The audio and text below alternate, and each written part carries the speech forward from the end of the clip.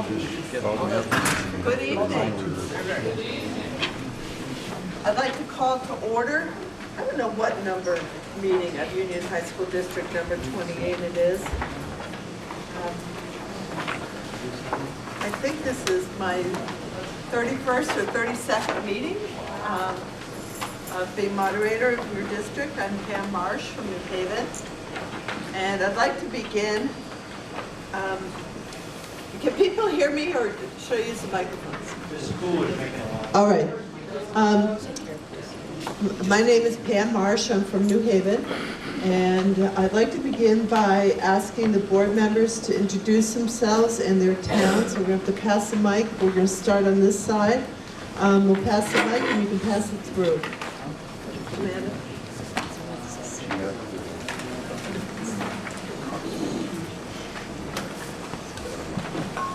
I'm Amanda Balduke, I'm from New Haven. Jim McClay, I'm from New Haven. Doug DeWitt, Bristol. Chris Pearsall, Bristol. Allison Sturdivant, Bristol. Carol Eldridge, Bristol. I'm Otto Funky. I'm from Moncton. John Griswold from Moncton. Sandy Lee from Lincoln. Barry Olson from Lincoln. Jody Bashan, Starksboro. Benita Bedard, Starksboro.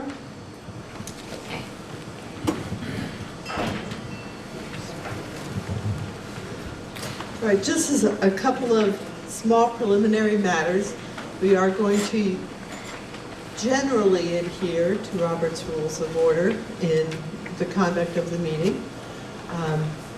We can be a little bit loosey-goosey since it's not a huge crowd here today, but I would ask that when you stand, or when you wish to be recognized, you put up your hand, I'll recognize you. Please stand up and state your name.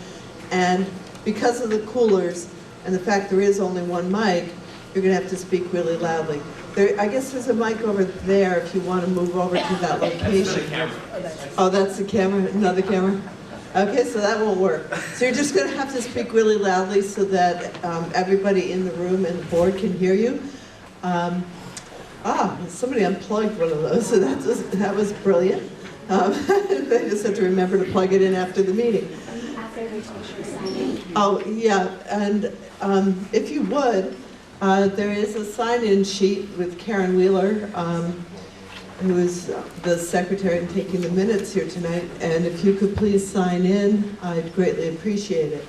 There are a few members. Well, let me call the meeting to order, read the warning, and then before we start, there are a few people, including our superintendent and our principal and the chief financial officer, who are not members of our 5-town school district, so we'll need a motion so that they can speak at this meeting, and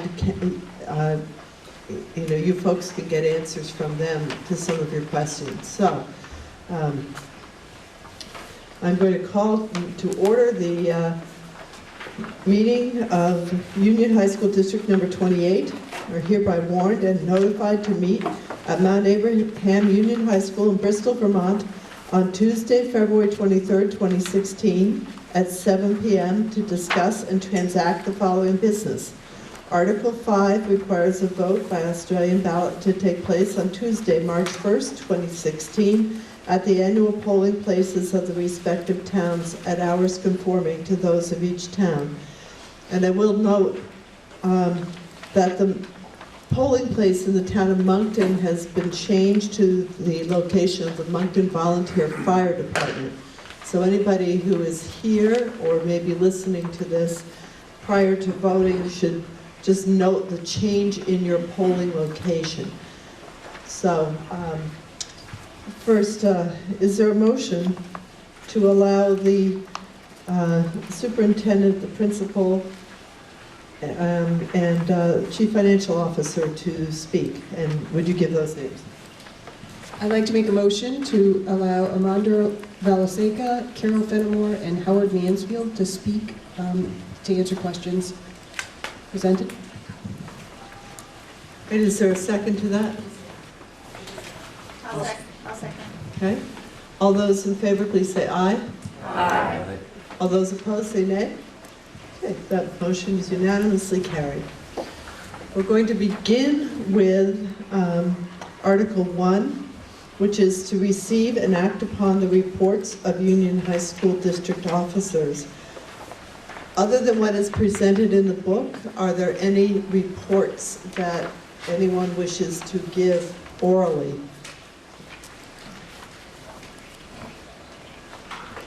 Yes. Greg Allen, Bristol. No report, but I don't know if this is the appropriate time to say that Betty Farr's in the back and myself are auditors. Kathy could not be here, but we had no contact from the supervisory union or the board of the high school here as far as making any report or having any input to put in the report.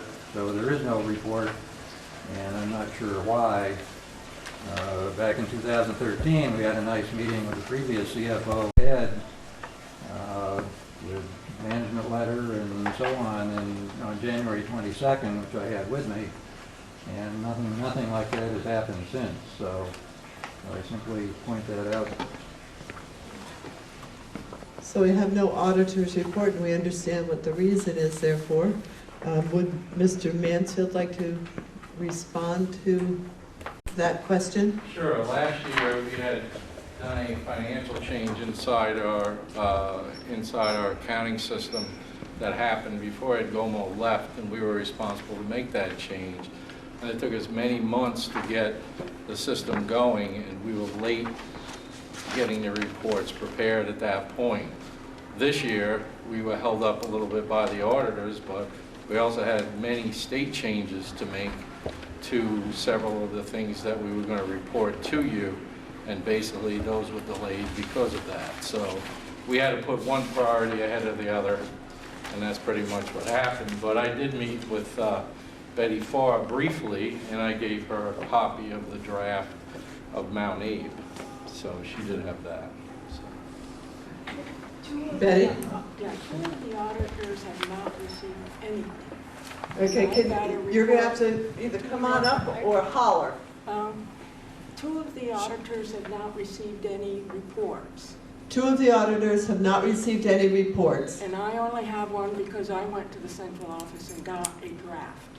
And Betty has one only because she went to the central office and got a draft. Does anybody else have anything to say on this or any other report issue? Yes, sir. Dick Merrill from Bristol, but we do have a professional audit done now and ready, available for review. That's what I'm talking about. The reason I ask is because Yes. several years ago when I was on the board, I tried to get this elected auditors removed. I see no need to have non-professionals doing an audit when we have a professional audit every year. Thank you. Yes, Mr. Phillips, Superintendent. Yes. We do have a professional auditors doing it, and it has been held up. We were expecting it to have it by the 22nd. So right now, they have all the information that they need. We've provided them. We're waiting for it, and as soon as we get it, we will post it on our web and make it available. But going back to your initial point, yes, every year we contract out with professional auditors. Yep. Yes. So the question would be, and I understand, I've been a CFO myself, so are the numbers, however, in this report, the audited numbers, That's correct. or That's correct. There were some items that were missing from the report. One of the changes that was done in accounting standards was based on pension disclosure. Those changes needed to be made, and the auditor had to subsequently make those before we got the final report, and we were waiting for those to come out so we could put them on the internet. So it is that's correct. corrected here. And I know, maybe interject, I know, speaking to Dick's comment, Middlebury is the town is looking to, I think, vote to do away with the auditor position because no one is wanting to do it, and they have a professional audit. So I understand that it's great, obviously, you have a professional audit. However, as part of that is normally the management letter with issues for internal control and so on. I'm not sure if the board is privy to that. It would be nice for the public to know whether all of you read the management letter. If not, and I know without having contact from the supervisory union, perhaps auditors, such as Betty and I and Kathy, are superfluous. However, it's possible that if we have access to the management letter, there may be something to, in fact, bring up to the public. So, it's one of those things you sort of decide how to proceed. Thank you. I can respond to that if you want. Yes, Mr. Mansfield. There are no comments in the management letter at all. We've already received that. And there were any disclosures at all related to any deficiencies or anything in the system of internal control. And that was reported at the EC board meeting last month and at the Mount A board meeting. Good. Thank you. And maybe the board could just answer, do you in fact receive the management letter and look at it? So typically, the board chair receives it first, and then at the next meeting where the full board meets, it's shared then. Great. Any other questions on the reports of the Union High School District officers?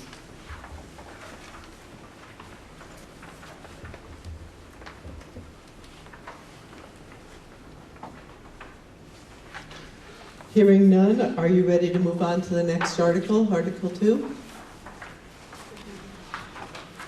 All right. Article 2 is to establish the salaries for the elected officers of the Union High School District number 28. If you want to know what the current salaries are, if you look at page 29 of your report, Article 2 in that shows you what the current salaries are.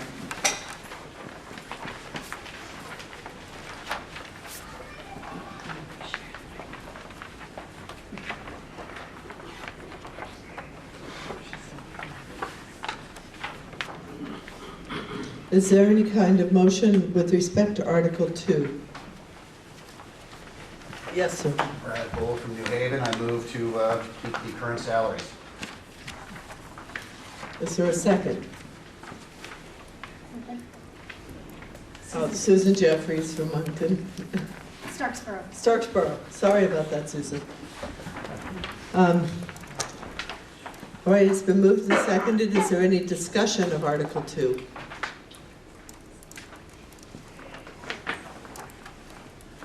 All right, we can proceed to a vote. Article 2, as moved, is to keep the salaries the same, which is the board members receive $1,000, the board chair $1,500, the treasurer $2,100, the moderator $50, the clerk $100, auditors $10 an hour. They earned a lot this year. And those are annual salaries with the exception of the auditors. Does everybody understand what you're voting on? Then all those in favor, please say aye. Aye. All those opposed, say nay. We will now move on to electing the following officers from nomination from the floor. And the offices are moderator, clerk, treasurer, and I think, Betty, is your term as auditor expiring this year? You nodded your head yes? Okay.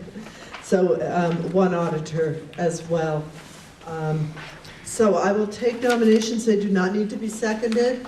And I'm just going to write them all down. And when people are done nominating, we'll determine whether we have to take any votes. Yes, Nancy Cornell.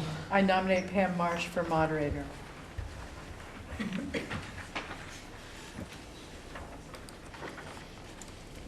For any other positions or for moderator, any further nominations? Yes, Carol. I'd like to nominate Betty Farr as an auditor for 3 years. No.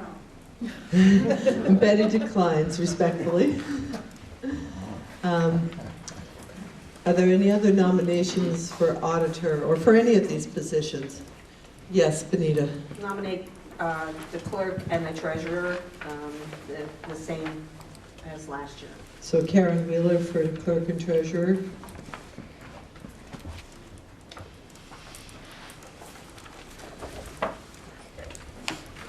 Any other nominations? Is anybody aware of anybody in the district who's expressed an interest in the position of auditor?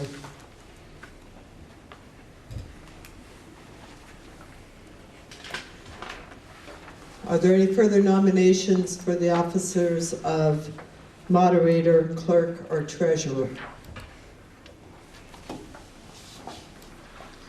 Hearing none, we'll declare nominations closed. All those in favor of the candidates as nominated, please say aye. Aye. All those opposed, say nay. The ayes have it, and I guess I'm re-elected for a 32nd or so term.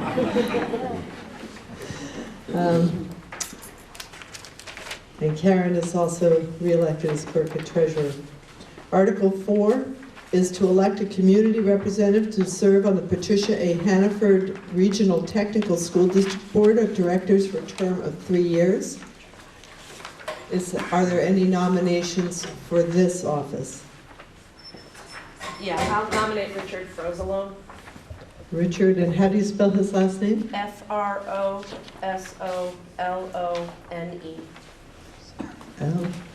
L-O-N-E, Frosolone? Yes. Okay. Are there any further nominations for that position on the Hannaford board?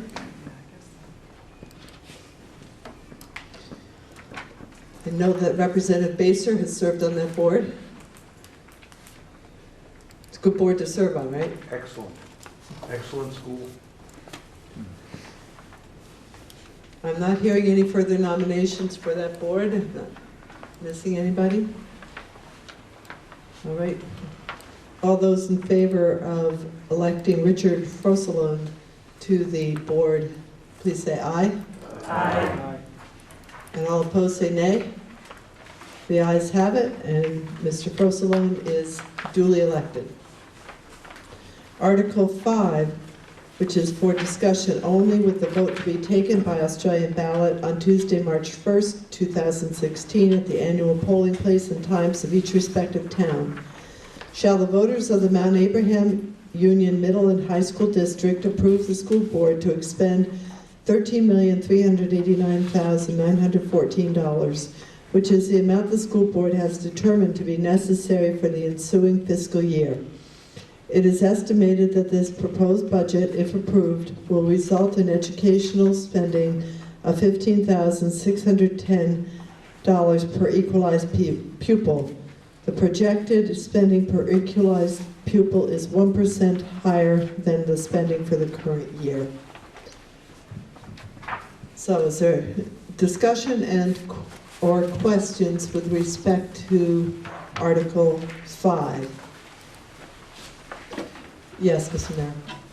I have a question about the, how many pupils are enrolled. Has that gone down again this year? And by how much? The superintendent is nodding yes. Would you like to say more? Yes, our enrollment has declined by 40. Went from 795 to, I'm sorry, we're at 660 now. So we have dropped, again, 51. and the pattern is not much different than in many other places around the state, unfortunately. Are there further questions? Yes. My name is Patty Yetterly. I'm in Bristol. I read something in the Addison Independent, and I see it here again. I just have questions about it. What page are you referring to? Okay, That'd I'm be helpful. sorry. It's page 4, second paragraph, last sentence about a voluntary partial retirement. And was it a tech education position. And I am basically concerned about tech education like here at the high school, not at the. Not at the Middlebury, Hannaford Center. and want those students' needs met, and I'm assuming they're being met.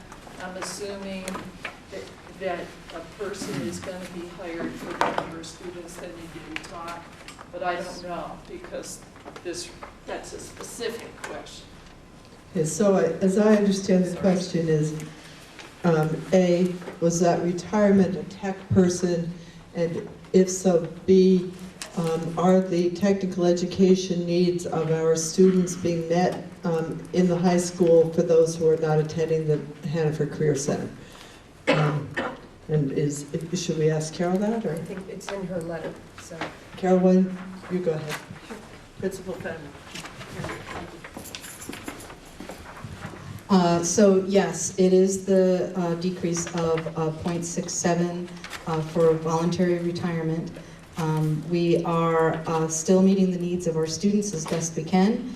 If anything, we're trying to promote design and technology education. You'll see that many of the projects there are from the Design and Technology Education Department, and there's no desire to decrease it any further. If anything, we'd like to find additional funds to bring it right back to where it is this year. So this retirement is for next year, or it happened this year? That's retirement is happening for next year. For next year. So that person is being replaced, that 0.67? That's what's not being, the 0.67 is not being replaced. He's still here for 0.34, 0.33, and the 0.67 will not be replaced. It was the one way that we could reduce the budget with the least effect on our current programming. However, those students still exist. Well, we do have a lower student count. It's going to get a little bit of complicated mathematics, but I'll try and go through it. But this year, right now, we have we have a 0.5 less than we had last year, and so this we're going to. That was because we only brought someone back at 0.5 rather than a full. Next year, we're hiring someone for full-time, but we're just not hiring a 0.67 to replace the person who is partially retiring.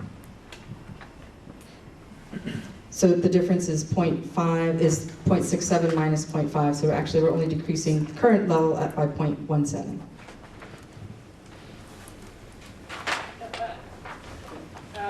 I don't know about student needs, and I don't know how many students are saying, hey, I'd like to take that class, but probably have students signed up already for courses for next year. They have signed up, but we haven't looked at exactly what the signing up is. But we definitely are aiming to have very full classes for design and technology education. And if anything, we're trying to add some new courses of design and technology education to continue the strength of the department. But we're limited in money-wise. Yes. Whether we can hire. That's so we're right. 1 1/3 teachers, basically, next year. No, next year will be a difference of 0.17. The difference is that 1.17? No, 0.17. 0.17. Okay. Now, this is going to be a debate between two people, No, not it's moderating. 1/6 of the, I get the 0.17, and 6 responsibilities is 1 on 6. Okay. Yes. Yeah, that's the course that's being taught, or there's, so I'm taking up too much time? Well, let's see if there's other Okay. questions, and then you I'll can come have back to another it. opportunity, okay? Thank you. Are there others? Yes, Greg. If I could have two questions. One, page 27, supervisory union revenue budget union assessment, the SPED line with a 2015 budget of over 4 million, actual only 1 million, and then in the current budget in the proposed 17, over $4 million each. So what would be the dramatic $3 million drop between budget and actual in 2015, and then will the same thing happen in this current year in 17? I'm not sure what SPED stands for. But, and then the second question would just be, back to Dick, to some extent, it's my understanding. and- Well, let's start one question at a time so that we can keep track. So they're talking about the special education assessment on line 5, it's the 001.1932 4000.07. Does anybody, can anyone explain what the difference was between the budget and the actual amount? Mr. Mansfield. You're talking about the 7 million versus the 3 million, is that what you're on? No, this would, on the revenue, but be $4.25 million in 2015 budget, and then the actual was 1.1 million, and then you're budgeting back to, 4 million, whatever. Oh, you're up on the 1932, is that what you are? Yes. Yeah, just, just because it's, I know things change, budgets are budgets. Okay, so what happens is on Dramatic change. the SPED budget, the expenses related to SPED and the revenue, you have a Excuse me, SPED. acronyms. Special education. Right, I went to the Army for 2 years, I know about acronyms, but. They're recorded in the schools. They were budgeted in 2015 in the SU, but because of contract reasons, they were paid out of the school. So the revenue followed the expenses in the school, and that's why, if you look on the expense side, it's the same issue, that it's gone down because of that. So the nice fellow sitting next to you may have been involved in the past. So this is another case where things seem to bounce back and forth between the supervisory union and the schools. You can never compare a budget from one year to the next. Yeah, And going so on. forward, So they should be, it's an issue that drives. I think that was a one-year issue, but I'm here from the superintendent on that. Just, I think the point is that now it's a law that all special education services have to be provided at the supervisory union level. So that's the transition. There are other things. I mean, I don't want to get into other things, but transportation, but in special education, it's a transition year, and this is really the first year of transitioning into that new system. In the future, there should not be any of these. It should all be at the supervisory union level. I know it drives someone like Howard crazy. That's okay. He's almost there anyway, so just. I used to deal He's with it. pushing me toward that. State office on aging. Nancy? Well, speaking of driving Howard crazy, I'm just wondering, Howard gave out a sheet as we came in that looks like this. I don't know if everyone got it. Yeah. And Howard, I'm just wondering on that sheet, the FY17 equalized, the school spending per equalized pupil for Mount Abraham is listed at, for FY17, is listed as 15,319. And I'm wondering why that's a different figure than the figure that's in the Article 5. Okay, the reason why that's changed is because when we did the article, we did not have the benefit of S233, which made changes to the calculations, and we had to make those calculations. The other thing that happened in the meantime is we gained some equalized pupils from the calculation. I found an error in the AOE formula. I notified the financial department in the AOE. They corrected it, and we gained equalized pupils in both Beeman and in Mount Abe.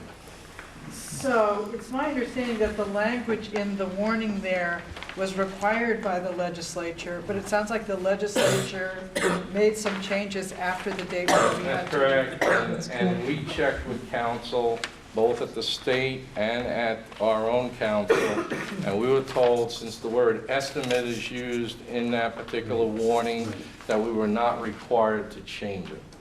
But we're still required to have that language. That's correct. So it was put in there as a special article, but then what happens is they use the word estimate in the beginning. I picked up on that, called the state, and then called council, and they substantiated that. Thank you. You're welcome. Yes, Mr. Weston. Ken Weston, Bristol. Page 12. Just a question on line 5812. I'm wondering why we're no longer paying any dues to the Vermont Headmasters Association.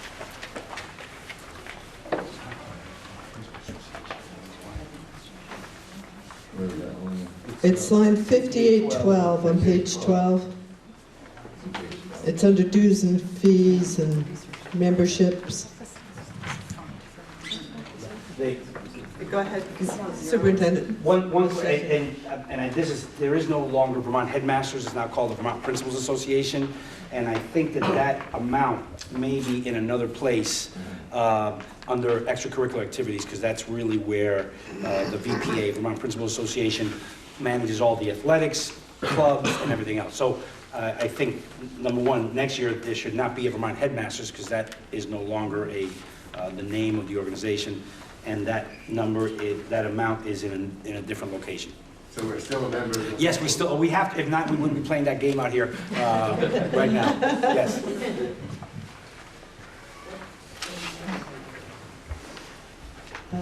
Yes, Brad Bull. Brad Bull. So the enrollment is 661 about, correct, this year, fiscal enrollment. Looking at equalized pupils of 743.48. Do we know about what the phantom percentage or the phantom count of that number is? Well, if we look at 660 and the equalized pupil number is 743, that's pretty much what the difference is the 743 represents the phantom student, the total with the phantom students, and 660 is the enrollment number. So my assumption is that's the difference between the two. So 83. Well, so if there were no phantoms in this, we'd be down by 83 from 743 that's minus. the way I see it, yeah. Yes, I don't know if folks know where the phantom, if folks understand what the phantom student is. No. Please explain That's that. right. Want to explain it to them? Just so. No, schools are not allowed to lose more than a certain percentage every year in their enrollments as a way of protecting schools. 3.5%. Was that changed this year, Dave? That was not changed. So that when you have, because we have such a declining enrollment around the state, that protects the school districts from having to have some real changes in their staffing, in their budgets, in programs for students. So it's a way to protect schools from, like what happened here, as Brad just said, that we would have considerably fewer numbers that would be counted towards our pupil count. So there's a number, and then they add 3.5% of that number? No. Yeah, what it is that each year, if you have a significant drop in your enrollment, you can only drop to 96.5% of what the enrollment was in the prior year. So there's what they call the hold harmless provision in the law, and it prevents you from dropping a significant amount, because if you drop a significant amount, then your spending per equalized pupil is going to go up drastically. So the law has that provision in it. So it prevents the rule from dropping down. Over the years, since we've lost a lot of students at Mount Abe, at one point I spoke to somebody who was here years ago, and they told me at one point there was over 1,000 students here, and now we have 660. So what's happened is the amount, by dropping that much over a lot of years, we were caught by the 3.5% amount that we can only drop 3.5%. So if you take 1,000 students, you can only drop 35 under the law, right? But we were dropping at a significant rate greater than that, and that's how these particular students do it. Yes. That's correct. It's a protection against it. But when per pupil spending is calculated, what figure do they use? They use the higher number of the equalized pupil number. And how about students who are sent out of the district because of special circumstances? You can pay the tuition. Yep. Are they included in that? I think I heard the principals say that if we pay the tuition, they're included in our pupil count. Yeah. And that expense is part of our budget, correct? Yes. Correct. So Although sometimes that's partially reimbursed by special education funds. pupil spending is very complicated, and it's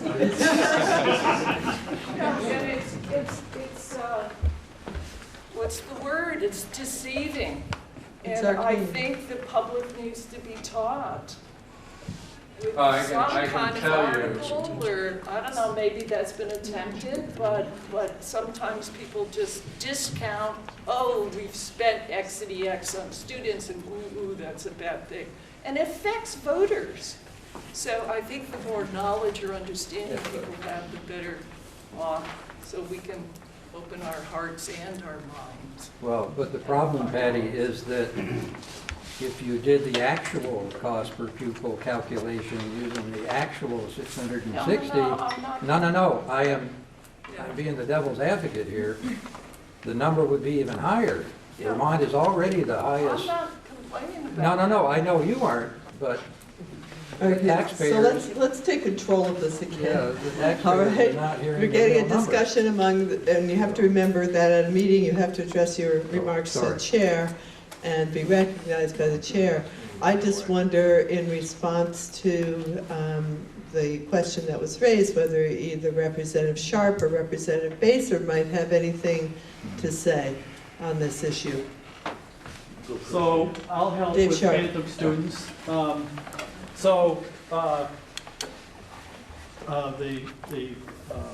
The administration is absolutely correct. The protection was put in there years ago. So if you had 100 students and you lost 10 of them, the idea was that 10 would be very difficult to absorb in the very next budget. So the legislature put in place this hold harmless provision, so you would calculate, instead of calculating at 90 students into whatever your budget number was, you would divide 96.5 into whatever your budget was. It would reduce the taxes for the citizens in that community and soften the blow, if you will, or the difficulty of losing students in that district. That has been problematic because the way it was written and did not envision a continual, relatively steep decline of students statewide. So the most dramatic case is a case of a community just over the mountain, had 44% phantom students. So their budget looked like the members of that community were being taxed on roughly $14,000 per pupil in expenditures, and their real expenditures, if you counted ADM, their real expenditures were around $30,000 per pupil. So what the legislature did last year as a part of Act 46 was to say that phantom students go away in 4 years.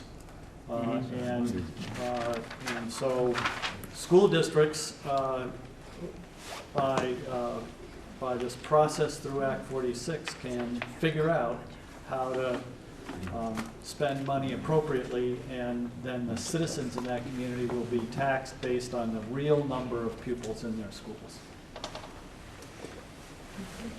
Yes, Fred Baser, President Baser. Yes. I know the Education Committee is working on it, and it may take a bit of time, but what I've always felt is that I think every one of you and every one of our citizens that pay property taxes and support our schools should be able to explain how school funding works fairly simply. And I would guess most of you in this room probably can't do that because it is complex. The legislature in the past has tried to do a job to make sure education is fair and has developed a system over time which is very complex, and I think it's unfortunate because I think sometimes people lose touch with what's going on, at least economically, and with most situations it's the money that drives the train. So it's my hope that the legislature over the next several years might work on a formula that is both fair and provides equal education for students. It is something that when you're talking with your neighbor at the picnic table, that you could each explain it and have a reasonable, good understanding for it. I may be wishing for too much, but to me that would be something important to strive for so that the public gets it. Yes. Hi, I'm Krista Seringo from Bristol, and I was interested in hearing a little bit more about, on page 11, 5436, the line related to building repairs. So I know that unfortunately we had a renovation bond that didn't pass last year, and I think out of that were some issues that still needed attention. So I just wondered if someone could speak a little bit to the focus of the money that's allotted for next year's budget, if it's going to some of those issues, just a little bit more about the state of the building and what we're doing to maintain it. And so the building maintenance, who would like to speak about that? Mansfield or Carol? You want me to do it? Or Dawn? I can speak to some of it. It's the building and the work in the building is covered under 2 line items. So the one you mentioned, the building repairs, and then you'll see it in another, and I'm looking to find it quickly. Oh, 5451, a little further down, construction services. And while I don't have any notes on what is in the repairs and the building line, I do have notes about the construction services. They're going to be changing some air handlers in the building and ventilators, I believe. And there'll be some other internal improvements. They're looking at the locker rooms, and the wrestling room is in need. And then they have, if things maybe come less than what they thought, they have a few other on their wish list to look at as far as, what the work needs to be on the gym floor and some other things. And if there's more detail, I would go to Howard for the more detail on the other. Pretty much. You covered it pretty well, from what we're trying to look at as spending the money on in the current year. Did you have a follow-up I just question? had one quick follow-up. Can I assume that those are priorities that were laid out when the renovation committee did their work, or are these different, or? They came somewhat from the renovation committee. That disbanded, but when it did disband, some of those things were brought up. We have talked with all the people in this. We've talked to Carol. Carol and I have met with Armando and tried to come up with some sort of plan. We're working on that now to see how we can spend the money this year, and basically, and that's what Dawn had brought up. So. Okay. Any other questions? Yes, Representative Sharp. So I'd like to call your attention to page 6, and the very top of the page, you'll see a shaded area, sort of on the right side of the page, that says property dollar equivalent yield, and it's 9,870, and then below that is $11,065. And then to the right of that is a $1 figure, and below that should be a number 2%. And what these refer to is the penny rate, I call it the penny rate, that homestead property taxpayers pay. Those homesteads that have more than $100,000 of income will be paying according to the penny rate, and households with less than $90,000 will be paying according to the income rate. The base rates of $1 and 2%. Now, in the past, and you can see this in previous years, the legislature has changed these tax rates every year because we imported the municipal way of, when we created Act 60 in 1997, we, the legislature, I wasn't there at the time, but we imported the municipal way of charging property taxes. And that was to wait until all the budgets were received and then set the tax rate sufficient to raise enough money to fund those budgets. That's still how it works with municipal budgets. We're going to vote on town meeting day, municipal budgets, and then the select boards will be charged with figuring out a tax rate for the community that raises sufficient money to fund those budgets. State methodology for 100 years has been the opposite. the tax rates have been relatively fixed, and then the economists figure out how much money that's going to raise that we can spend and keeping the tax rate the same. So what the legislature did last year was fix the tax rates. So the tax rate, the state tax rate for penny rate payers is $1, and the state tax rate for income payers is 2%. What varies is the amount of money that that yields. And that's why there's two yield numbers. So for property values and the grand list and applying $1 to that, and estimates about a lot of other expenses, comes to $98.70. And incomes across the state and what they will yield at 2% comes to $11,065. So recent numbers are right around $9,700 for the penny rate yield, and right around $10,700 for the income rate. What this means is that the numbers presented on this sheet that was passed out is relatively 2 cents, 2 pennies higher on the penny rate. And unfortunately, and I find it very unfortunate because 2/3 of our taxpayers pay by income, there is no income rate on here, but it's about 0.04% increase in the income rate. So the taxes will be, as of this moment in time, in a bill that passed out today out of House Ways and Means Committee, which is likely to get to the end line, but the Senate always has their way about it, will represent a 2 penny increase from this sheet and a 0.04% increase on the income rate. So I just bring that to your attention so you have a more realistic understanding of what the tax rates implications might be from your vote.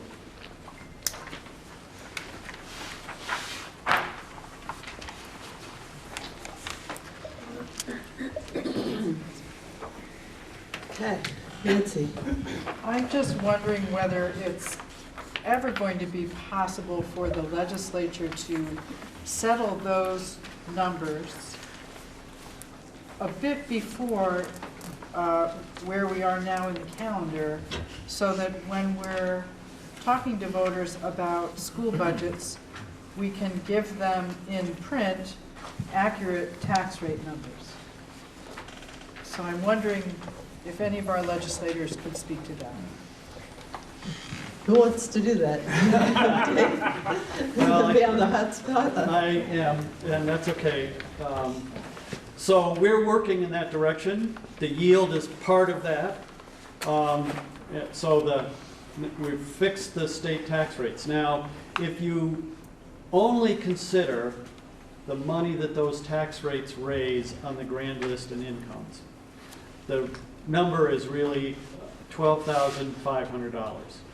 However, on average across the state, school districts raise 50% of the spending over the base amount. So if the base amount here for the penny rate is $9,700, so if the schools, let's say it's $10,000, so I can think in my head as I speak.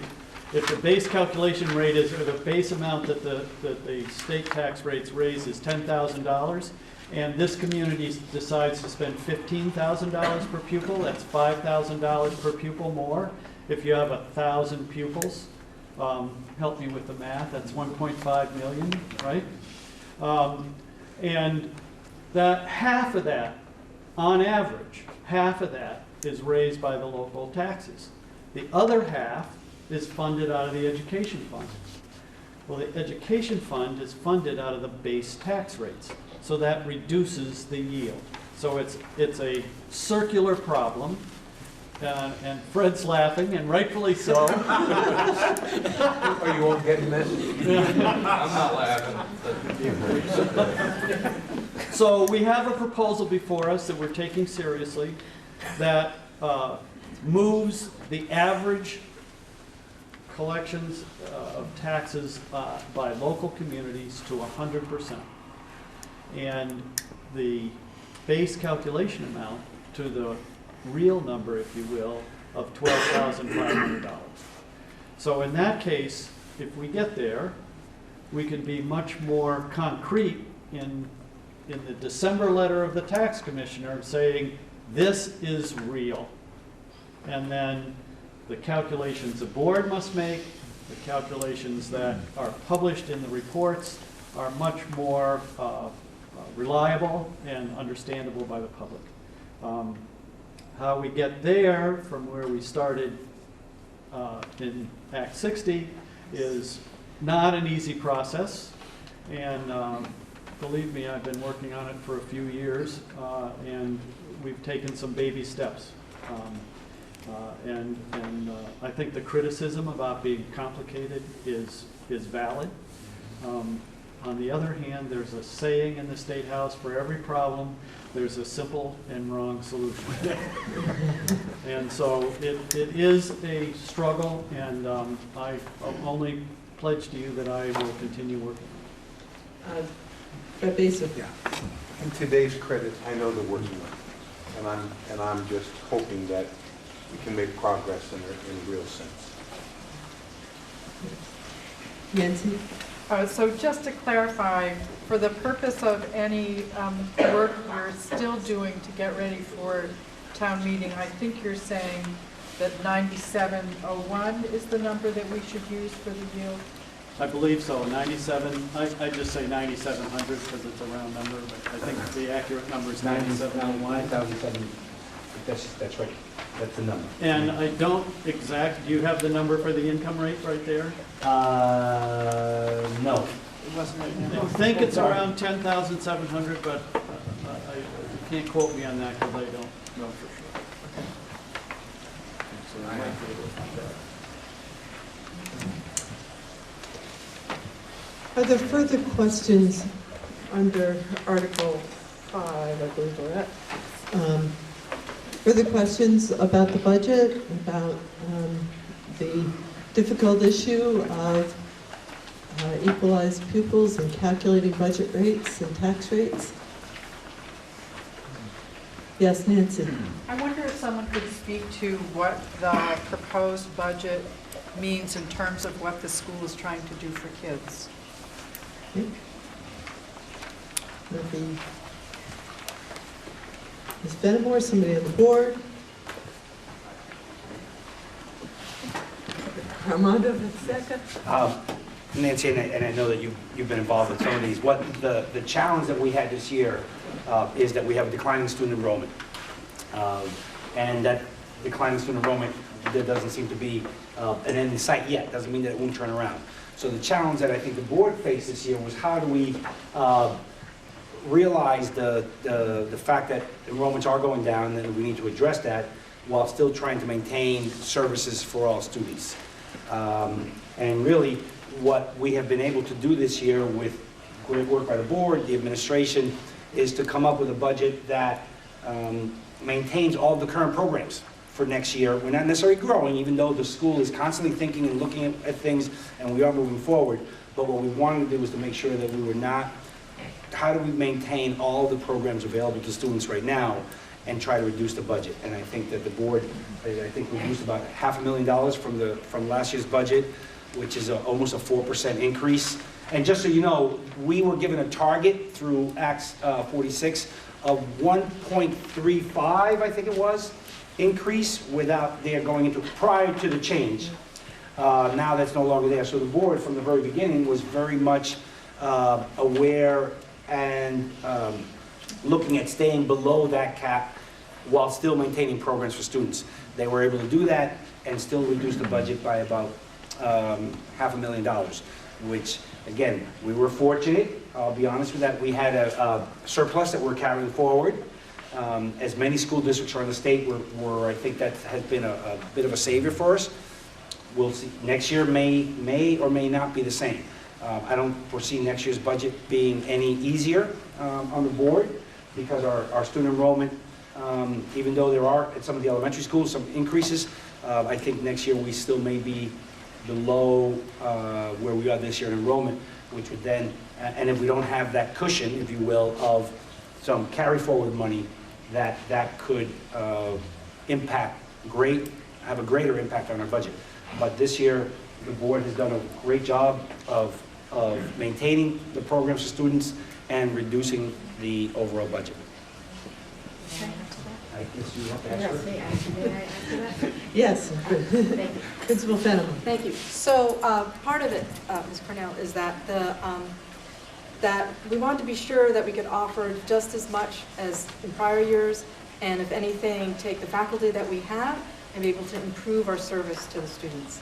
So what was very clearly important was not to reduce staff, which we really tried hard not to do, and we just have that one piece that we did just for that one department. But otherwise, in terms of what we're trying to provide for students, is we're really trying to build up our multi-tier system of supports, which means that we do more than just have the classroom instruction, but we also give students more time to do work on their own or with their instructor to be able to make sure that they reach the learning targets that we want for them. We're building on the work that we've been working with Bill Rich from past years, and also we're very lucky that we have a Roland Fellowship here this year with our 2 faculty members. Yes, so a Roland Fellowship is it's competitive. You apply to the Roland Foundation. If you are awarded it, you basically get the ability to take a sabbatical of either a whole year or a part year, and you can work on a project that would benefit the education of students there. It's a great boon for us to have that, because that basically, in our case, we have 2 faculty members, Andrew Jones and Gabe Hamilton, who have put together this effort to move us onto standards-based grading, which is much better for students because it allows us to say, this is what we really want you to learn, this is what their focus should be, and we're going to really help you to get there. And so they're able to put that forward for us, and we don't have to, and they're able to provide professional development for our teachers. It's all done in-house through the Roland Foundation funding it, and so it's basically a very value add to us. So we're moving towards standards-based grading, towards students learning by proficiencies as opposed to seat time. So we try and make the learning for our students much more valuable and relevant and real world to them. There's been a complaint that there's too much guided studies, which is a kind of study hall. And so we've worked towards expanding the number of courses that we offer to students. We're trying to reduce the number of teachers that would be the study hall teacher, and instead have them teaching something that's exciting to them and exciting to the students. So we're basically taking the faculty that we have and working very hard to basically use a military term, to deploy our resources as best as possible. Another thing is our use of having a learning center for the high school, and we piloted one for the middle school this semester. Again, to give students more opportunities to come back to a teacher and work on their learning if they didn't get it the first time or they need some assistance, to give them that extra time. And I know I'm already in conversation about how can we're able to do both of those things. I really hope that we can, even though it's a pilot for the middle school, I hope that we can continue it next year. It's all about how we deploy our faculty. And I find that the faculty are very open to doing more for kids. So we're in a good, we have the same faculty, they're working really hard, and we're doing what we can for kids with new ways to reach them. You bet. Yes, Greg. Well, I wonder, thinking down the road though, given the phantom students in the equalized calculation disappear in 4 years or 3 years, however it is at the moment, unless the legislature changes that rule, then how is the board going to plan for if the sort of bulge in the elementary school doesn't work into the middle school yet? How are these folks going to then, I think Amanda mentioned that cuts out over $1 million from your budget, so that thinking down the road, and we've done a great job this year, but it's just something to think about for the future. You want to try to answer that? Well, not answer, I just want to clarify. I think when Dave said it's 4 years, the phantom student, is it going away in 4 years? Except for if you get together a single school district, you keep the 3.5% protection for 1 year only, though it doesn't roll out to 40% or more. So I have to assume that the school district at some point is going to be considering the consolidation issues, is that right? Yes. So I think we'll have a lot to discuss probably next year or later this year at an extra meeting. Yes, Representative Sharp. So two more clarifications. One is I did find the number, Nancy. It's 10,000. Oh no, I have to follow up again. $10,870 is the yield for the income rate. And on page 26, at the bottom of the page, there's one word I object to. It says here, prorated union income cap percentage. There is no cap. It is a variable rate depending on local voting. So it's mischaracterized this way in the media and by people who don't like schools very much. And it's not a cap. It is a local rate determined by local voting and what the budget per equalized pupil is for income payers. Where is that? I'm not seeing it on page 26. It's at the bottom of page 6. Oh, page 6. I'm sorry. We all thought you said 26, and we're all looking. I'm sorry. Page 6. No wonder you can't find it. In bold letters, it says prorated union income cap. It's a rate. I know. Prorated income rate percentage for members. So it should be rate rather than cap, Yes, is that's what you're saying. Yes. That's being voted on once we work through our Act 46 plans. No, this is annually. You vote a budget. So in broad strokes, the way it works is you vote a budget, right? That's what we vote on town meeting day. And that budget is reduced by a surplus. In this case, I think it's $2 million comes off that total budget because it's a fund balance or surplus that the district is able to roll over. That reduces it. If you get some federal Title I money, that reduces the gross budget. And then eventually you get down to what we call the educational spending. And then you divide that by equalized pupils. Education spending divided by equalized pupils gives you your tax rate. That's your tax rate. And all that's going to change up mightily in 4 years. It's always, it's moving year after year. Every year. Each year. Every year, it's not going to be all of a sudden cold turkey, this is what's happening. The phantom students disappear. It is with phantom students, yes. That happens in 1 year. But the board has 4 years to plan for it. Mr. Merrill. At least a couple of years ago, Mr. Schaaf gave us a printed form that explained this whole thing completely. He gave it to the board, and we published it, and I think we need to publish it again so that people know what's going on. That was a very good thing that you did a couple of years ago. I can dig that out. Yeah. Yes. I'd like to ask a question about the phantom students. My impression is that much of the state is using the phantom students. So if all of the phantom students go away, the cost per pupil across the state is all going to rise. It's not actually changing the cost of education that the towns are paying. It's just changing the amount of money that we're saying it costs. So it's hard for me to see it as a huge hit if it's happening to the entire state. Am I missing something?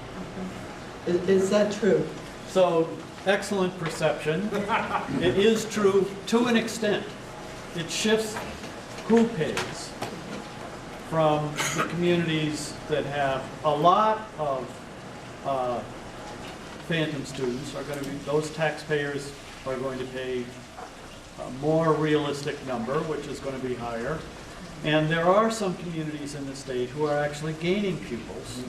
And they won't see, they may see their tax rates go down because some communities are going to be contributing more.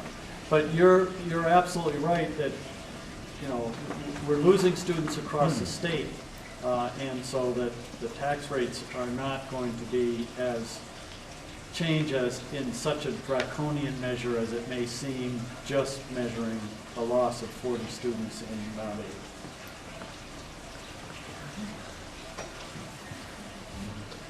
All right, is there further discussion under Article 5? Or questions?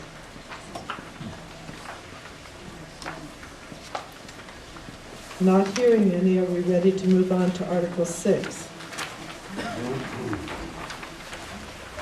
Article 6 is to see if the voters of the Union High School District will authorize the Union High School District Board of Directors to borrow money by issuance of bonds or notes not in excess of anticipated revenues for the school year as provided in 16 VSA Section 562, subsection 9. So a second, Mr. Merrill seconds. All those in favor? Is there any discussion? I don't want to cut off discussion on such an important article.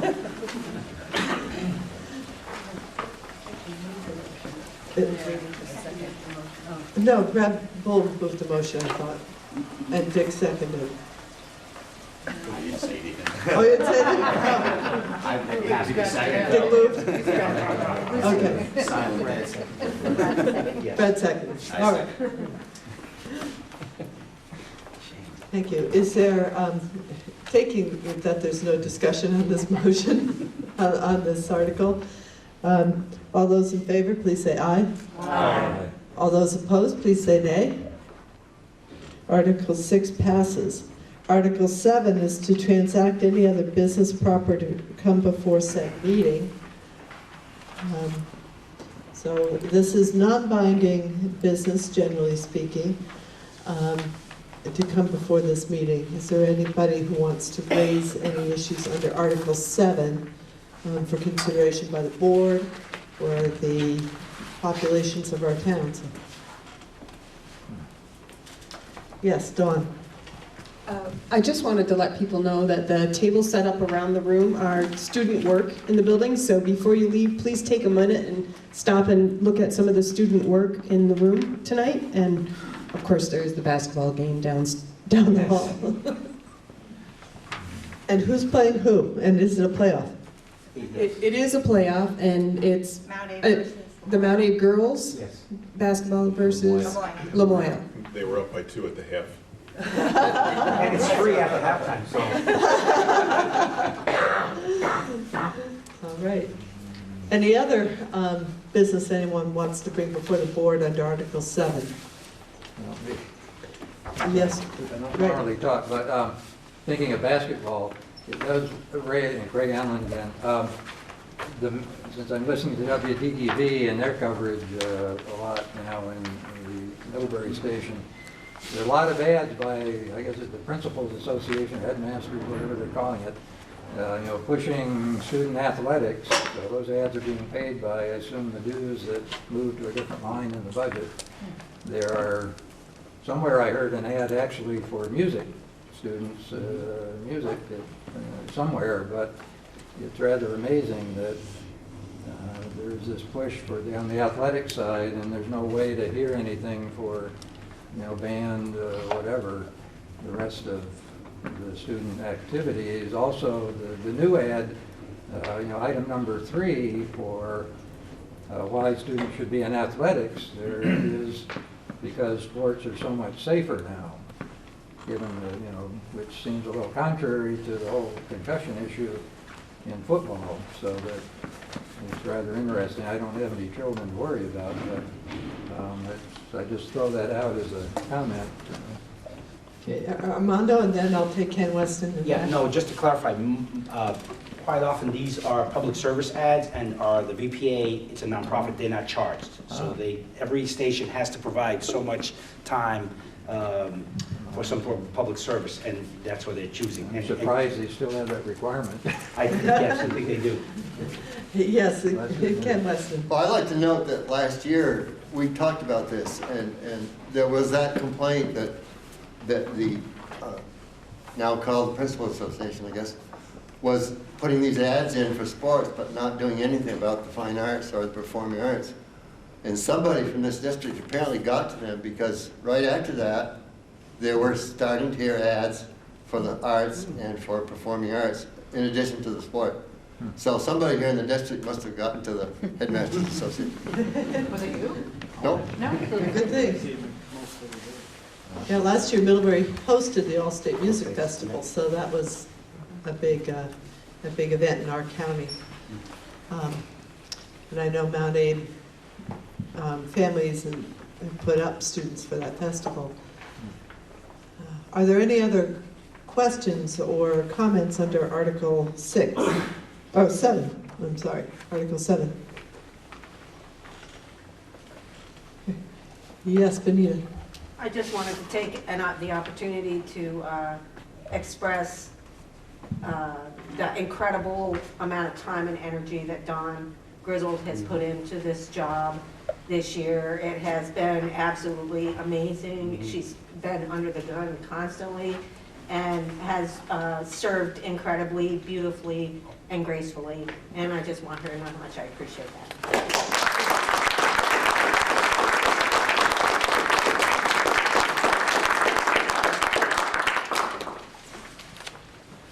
Okay.